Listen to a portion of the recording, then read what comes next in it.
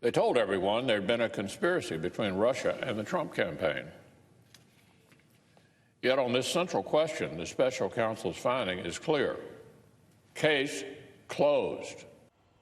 Senate Majority Leader Mitch McConnell right there, urging Congress and the nation to move on from the Russia probe, but also questioning if everyone can finally come together and find a little bipartisanship.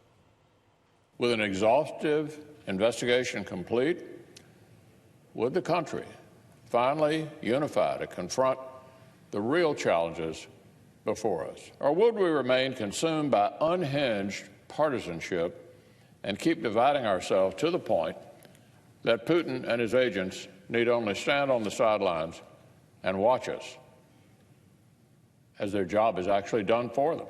Well, a short time ago, Martha MacCallum sat down for an exclusive one-on-one with the Senate Majority Leader. Watch.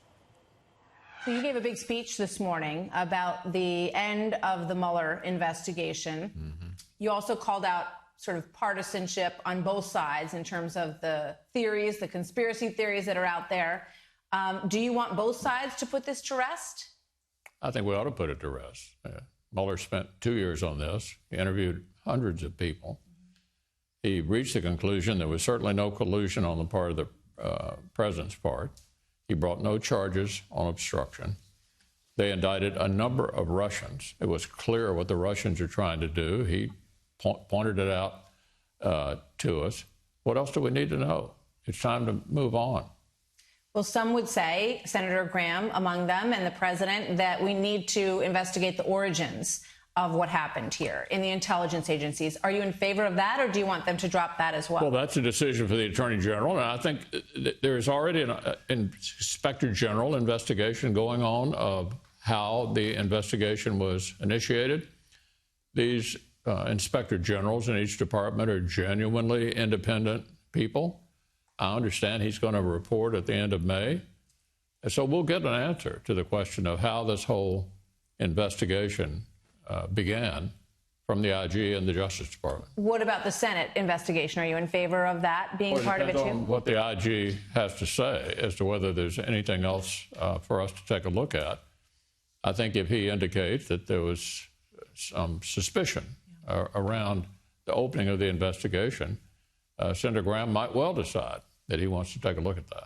Speaker Pelosi said, based on Attorney General Barr's testimony, she believes that he lied to Congress. If she believes that, what must she do? That's an outrageous assertion. The man had a brief summary of the report, released all the report that was legally allowed to be released, put it on the internet. To call a public servant like the Attorney General a liar is completely over the top. These people are somewhat suffering from Trump derangement syndrome. I mean, they can't accept the fact that the president won the election. The investigation is over. Why don't we turn our attention to trying to see what we can figure out, what we can do together for the American people, and not squander any more time? We have the answer. So, well, you've called yourself the Grim Reaper, and you say that you are going to be what stands between socialism and the United States of America. So that leads some to believe that you see yourself as a stopgap from legislation going through in some ways. Well, not legislation in general, but things like the Green New Deal, which will destroy your job, take you out of your car, and require you to rebuild your home. Yeah, I'm Grim Reaper when it comes to the Green New Deal. Medicare for none, which will eliminate private health insurance for 180 million Americans and drain Medicare resources that have been paid into over the years by current Medicare recipients, will be destroyed by adding all these additional people. You betcha. Those kind of proposals are going nowhere in the Senate.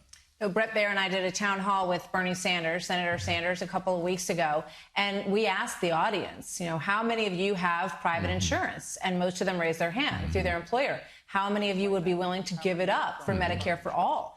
And almost a large majority of the room raised their hands for that. So that is an idea that apparently has some traction in the United States. Well, in that particular Bernie Sanders meeting it did, but we're really happy to have that argument, that debate with the American people in 2020. I can't wait to engage on the Medicare for none proposal. It's not just Bernie Sanders.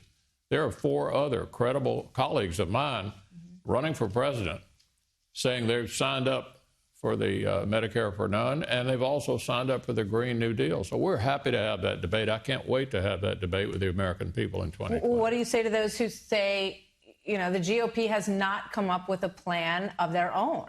And yes, in this current environment, it would probably get shot down. But why not formulate a plan, present it to the American people, and have all the senators, many of them running for president, vote on your plan? I don't know why the Democrats are unhappy with Obamacare. They worked on it for a long time. We were unable to replace it. It's there, and they're not even satisfied with the principal accomplishment, they said, of the Obama years. But why not come up with your plan, with a Republican plan, and present it to the American people and ask all the senators to take a vote on it? Look, you know, exactly what to do to fix the edges of what's happened after Obamacare is something we can talk about. Premiums have gone up, co-payments have gone up, deductibles are gone up. We're certainly not arguing that Obamacare is adequate.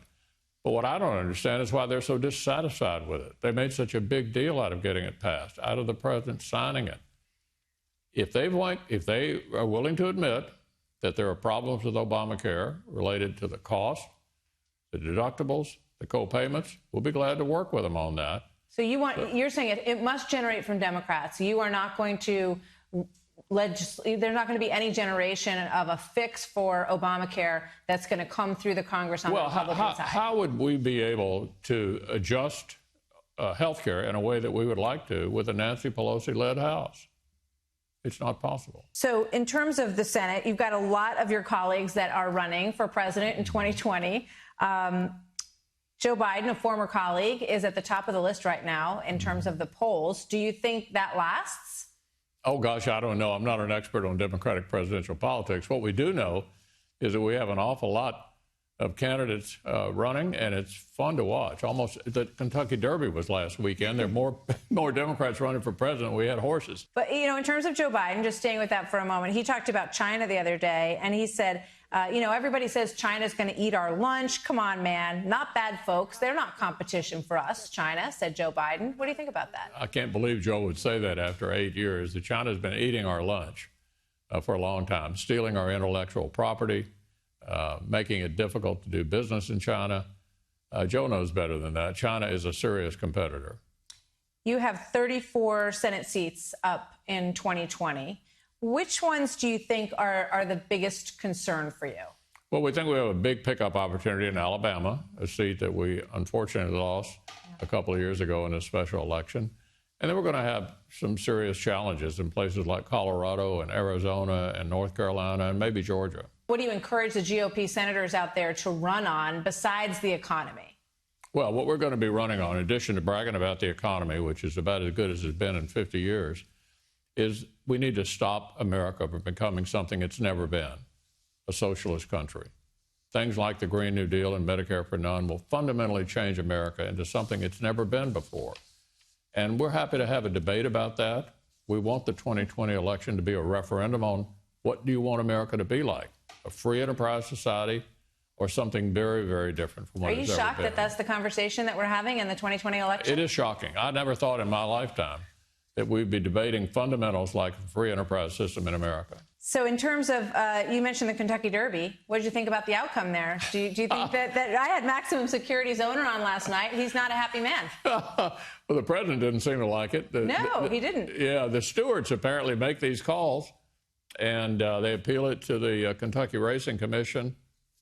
Apparently they viewed it as a clear violation. So it's over. Do you think they should have had to come answer questions? A lot of people wanted to ask them a few questions about that. No, I don't think so. I think we've got more important things to do than give the third degree to the stewards at the Kentucky Derby.